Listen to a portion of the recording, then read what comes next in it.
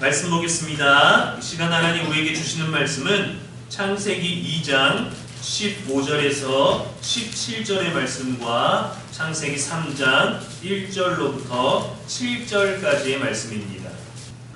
여호와 하나님이 그 사람을 이끌어 에덴 동산에 두어 그것을 경작하며 지키게 하시고 여호와 하나님이 그 사람에게 명하여 이르시되 동산 각종 나무의 열매는 내가 임의로 먹되 선악을 알게 하는 나무의 열매는 먹지 말라. 내가 먹는 날에는 반드시 죽으리라 하시니라.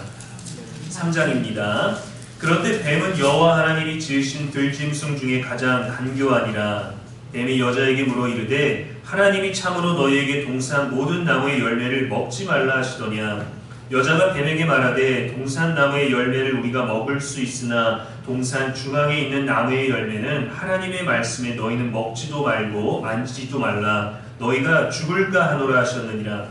뱀이 여자에게 이르되 너희가 결코 죽지 아니하리라. 너희가 그것을 먹는 날에는 너희 눈이 밝아져 하나님과 같이 되어 선악을 알 줄 하나님이 아심이니라. 여자가 그 나무를 본즉 먹음직도 하고 보암직도 하고 지혜롭게 할 만큼 탐스럽기도 한 나무인지라. 여자가 그 열매를 따먹고 자기와 함께 있는 남편에게도 주매 그도 먹은지라. 이에 그들의 눈이 밝아져 자기들이 벗은 줄을 알고 무화과 나무 잎을 엮어 치마로 삼았더라. 아멘. 이는 살아계신 우리 하나님의 말씀입니다. 이 시간 하나님 없이도 괜찮다는 착각이라는 제목으로 말씀 전하겠습니다. 우리의 일상에는 이런 순간들이 있습니다. 이 정도는 괜찮겠지. 이거는 굳이 말 안 해도 되겠지. 이번 한 번은 괜찮을 거야 라는 이와 같은 작은 이탈이 있습니다. 잠시 고민해봐도 큰 문제가 없을 것 같은 순간들이 있어요. 저희 동네에 가면은 횡단보도 가까이에 무단횡단 지점이 있습니다. 누구나가 마구 건너는 곳이에요. 제가 아이들에게는 멀리 돌아가게 되더라도 안전을 위해서 꼭 횡단보도 그려진 곳으로 건너라고 교육을 합니다. 그런데 그 무단횡단 지점에 저랑 같이 있을 때는 자, 위험하니 빨리 지나가게 아빠 손을 잡아라 라고 얘기를 합니다. 그렇게 무단횡단을 할 때가 있습니다. 덜 수고하고 더 편하고 더 빠르기 때문이죠. 처음에는 작습니다. 건널까 말까 고민하고 준비하고 실행하는데 5초밖에 안 걸려요. 그런데 이상하게도 그 작은 이탈이 반복되면 우리의 마음이, 우리의 경계선이 무뎌지게 되어 있습니다. 스스로 관용을 베풀고 스스로 이해하고 스스로 용서합니다. 처음에 불편하고 신경 쓰이는데 나중에는 익숙해져요. 익숙해지고 나면 다시 원칙대로 돌아오는 게 귀찮아집니다. 죄는 늘 그렇게 시작됩니다. 우리가 또 바늘 도둑이 소도둑 된다라고 말하지 않습니까? 우리는 설마라고 생각하죠. 아무리 그래도 바늘이랑 소는 너무 차이가 크지 않습니까? 라고 생각하기 때문이겠죠. 죄는 언제나 큰 타락으로 시작되지 않습니다. 하나님 없이도 괜찮다고 나와 타인이 허용하며 느끼는 그 작은 순간부터 시작되는 거예요. 지난 수요일부터 사순절이 시작되었습니다. 사순절은 이 작은 이탈을 멈추고 하나님 앞으로 다시 돌아오는 겁니다. 죄로부터 단절되는 거예요. 근데 죄를 단절하기 전에는 죄를 마주해야 합니다. 내 죄가 무엇인지. 창세기 2장은 완전한 상태로 시작됩니다. 1절 말씀에 천지와 만물이 다 이루어지니라 했어요. 아주 아름답게, 아주 조화롭게. 하나님이 만드신 세계, 하나님의 형상으로 만드신 인간, 하나님의 질서에 따라 움직이는 세상, 하나님과 동행하는 삶. 이 완전한 상태의 핵심은 환경이 아닙니다. 관계입니다.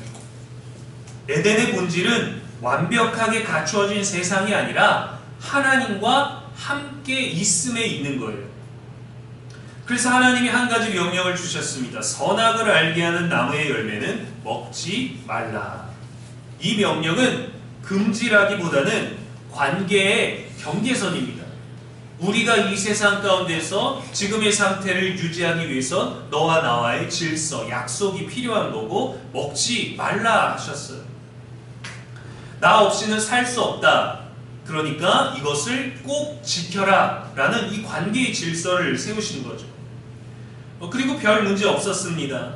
에덴에서 지내는데 아무 문제가 없었어요.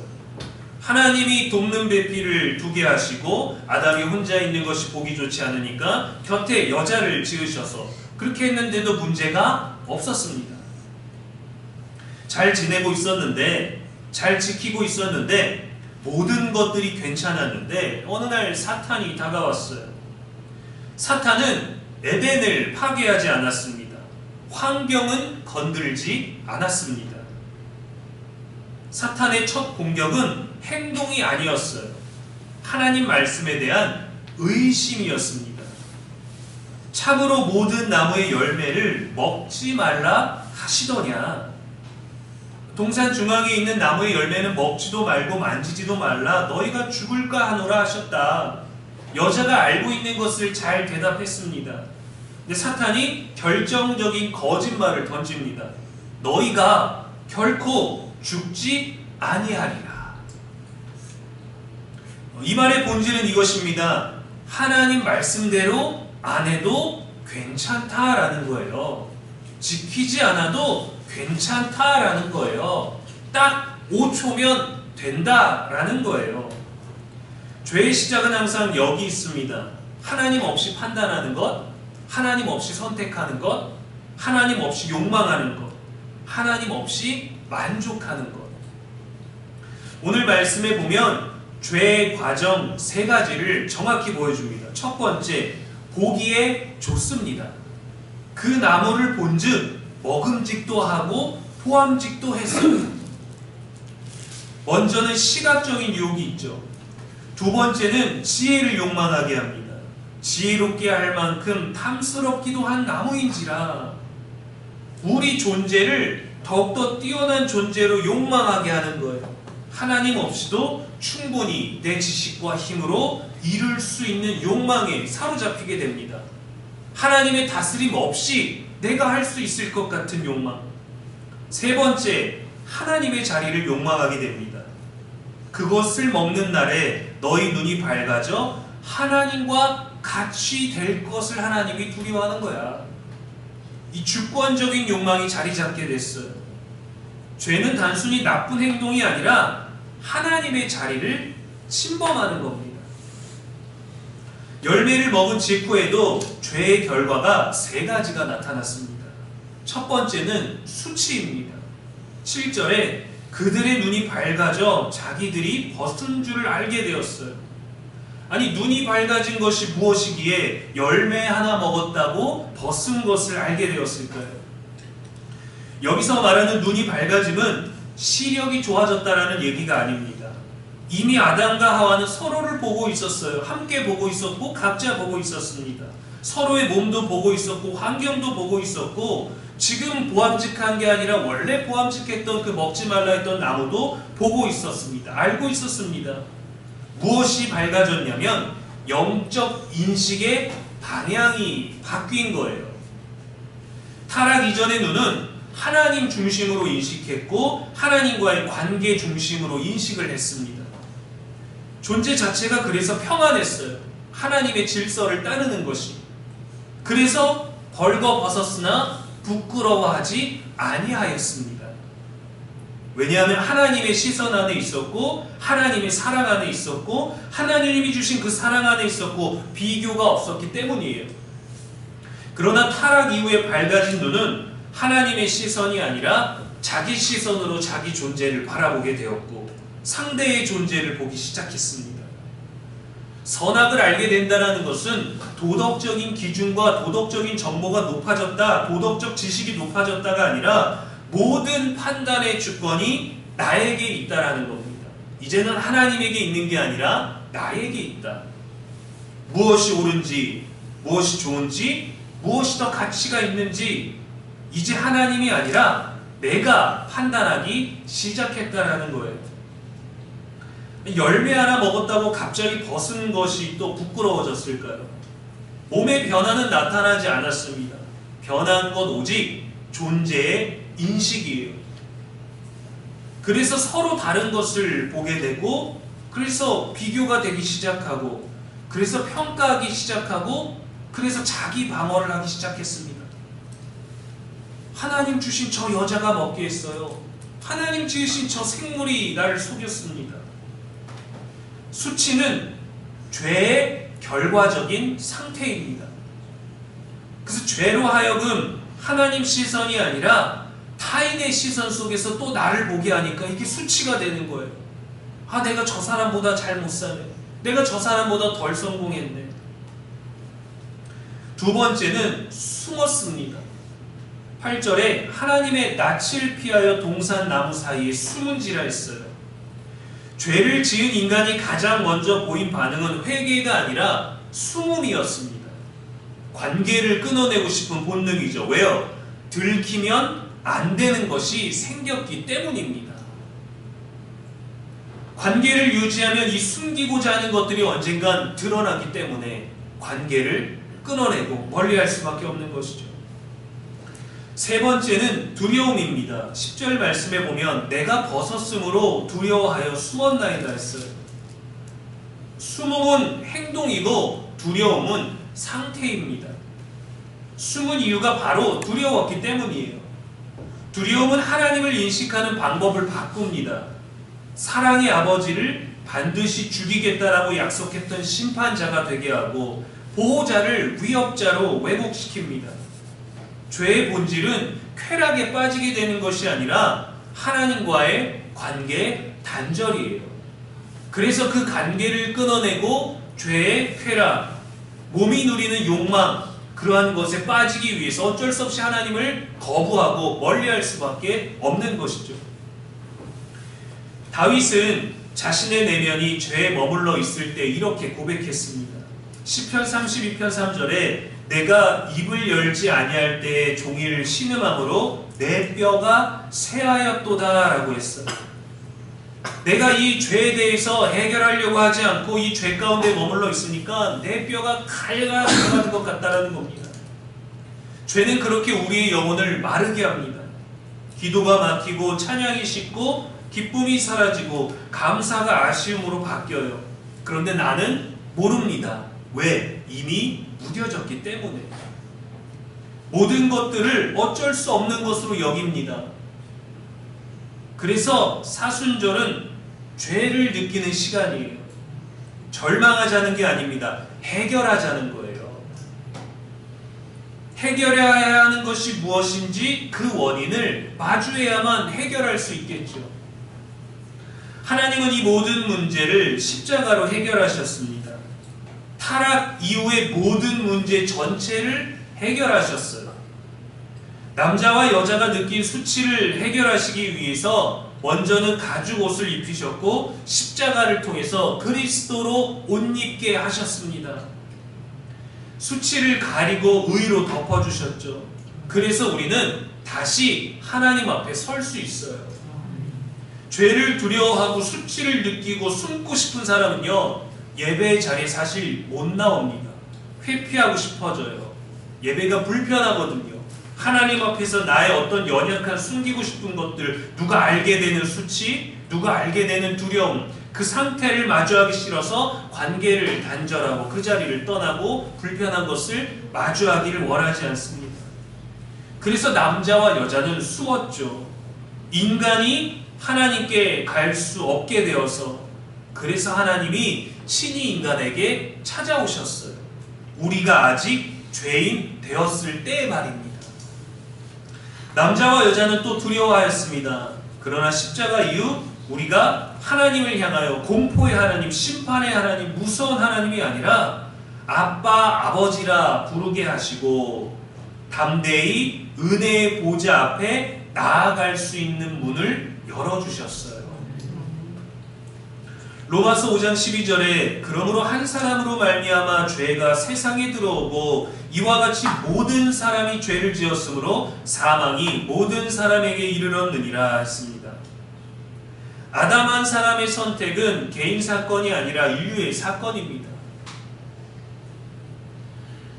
우리는 죄를 지어서 죄인이 된 게 아니라 죄인이기 때문에 죄를 짓고 사는 거예요. 그래서 하나님은 다른 한 사람으로 말미암아 이 문제를 또 해결하셨습니다. 한 사람이 순종하심으로 많은 사람이 의인이 되리라. 죄가 더한 곳에 은혜가 더욱 넘치리라 하셨습니다. 구원도 예수 그리스도 한 사람으로 왔어요. 그분은 어디까지 오셨냐? 우리 심령까지 오셨습니다. 하늘을 바라보게 하지 않으셨어요.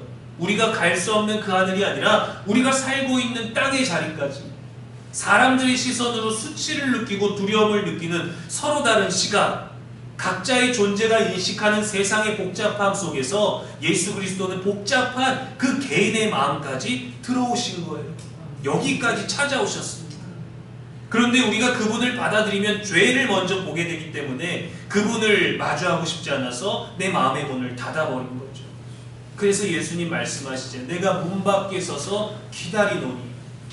언제나 기다리고 계시고 우리가 문만 열면 죄를 맞이하는 불편함보다 죄의 문제가 해결되는 은혜가 더 크다는 것을 알게 되는 거예요. 이거는 한 번 하루의 사건이 아닙니다. 매일의 사건이 되는 거예요. 한 번으로 해결한다면 언젠가 사순절이 시작돼서 뜨거웠던 그 어떤 날, 성령이 강림했던 그 어떤 날, 그 하루만 기억하겠지만 우리가 매년 이 절기를 기억하는 것은 매번 우리 안에 있는 숨기고 싶은, 끊어내고 싶은 그 죄를 마주함으로 경험하게 되는 그 은혜가 더 귀하기 때문이죠. 아담은 동산에서 실패했고 예수님은 광야에서 승리하셨습니다. 아담은 먹음으로 불순종하였고 예수님은 굶으심으로 순종하셨습니다.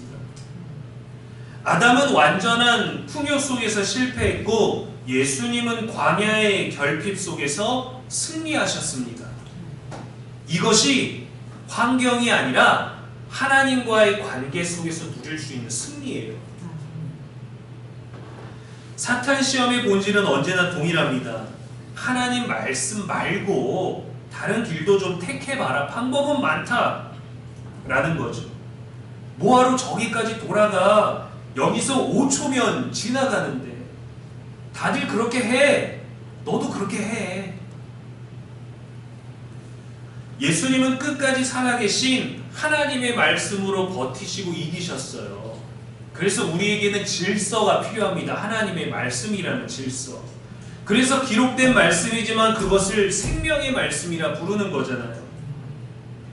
사순절은 고난의 깊은 간접적인 체험이 아니라 관계 회복의 여정입니다.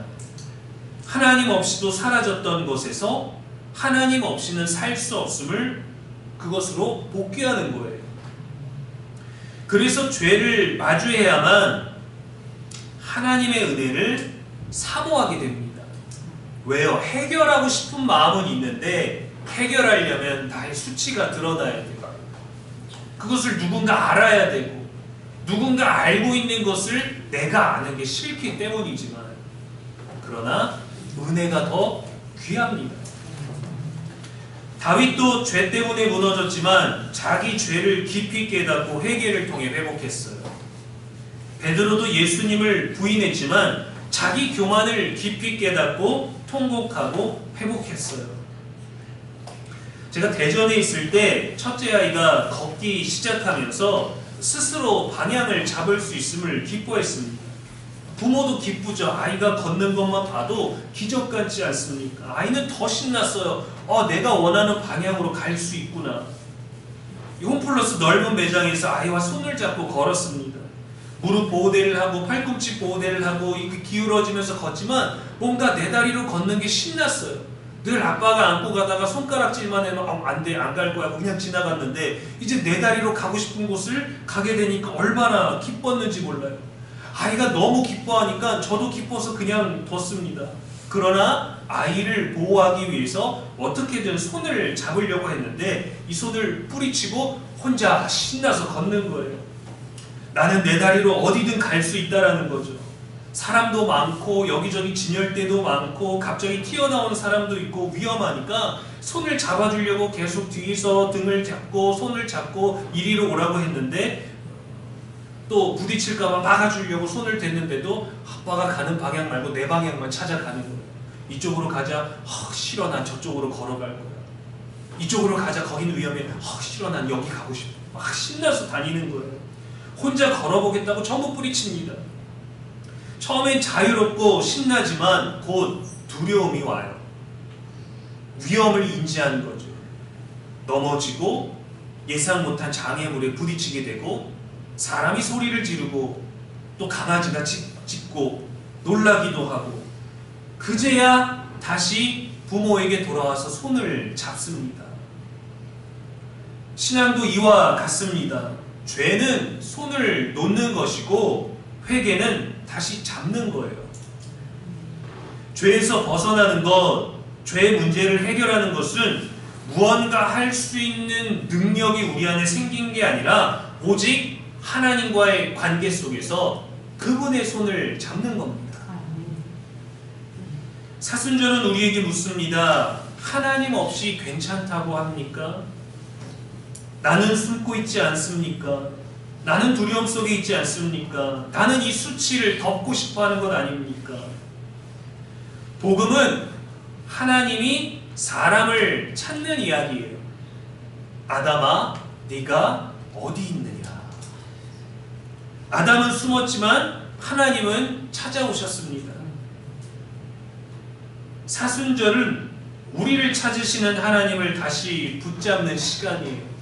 내가 가고 싶은 곳으로 내 힘으로 내 다리로 내가 준비한 것으로 내가 쌓은 것으로 막 걷다가 하나님 손은 뭐 언제나 있으니까 조금 놓고 걸어도 되겠지가 아니라 그 손을 다시 붙잡는 겁니다. 나의 모든 걸 하나님께 맡기고 지키고 이끌어 달라고 말이죠. 이 동산에서의 완전한 상태를 우리에게 알게 해주시기 위해서 우리에게 찾아오시는 거예요. 돌아갈 방법이 있다라는 것을 알려주시는 거예요. 사랑하는 여러분, 죄는 우리를 크게 무너뜨리기 전에 작게 조금씩 하나님 없이 살아보는 연습부터 시작하게 합니다. 그 작은 이탈이 하나님을 향한 시선을 잃게 하고 관계를 끊게 하고 결국 숨게 만들고 두려움 속에 머물게 합니다. 그러나 복음도 여기서 시작됩니다. 우리가 손을 놓고 두려워하는 그 자리에서 다시 손을 잡는 것. 우리가 숨기고 싶은 숨어있던 그 자리에서 다시 하나님 앞에 나아오는 거예요.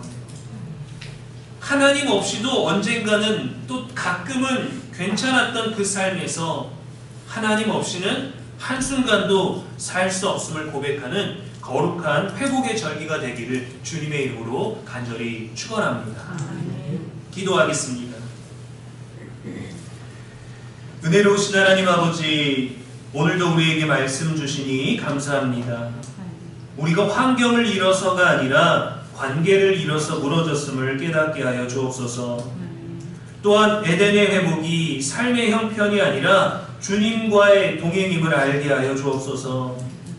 십자가로 우리의 수치를 덮으시고 숨은 우리를 찾아오시며 두려움을 사랑으로 바꿔주신 은혜를 붙들게 하여 주옵소서.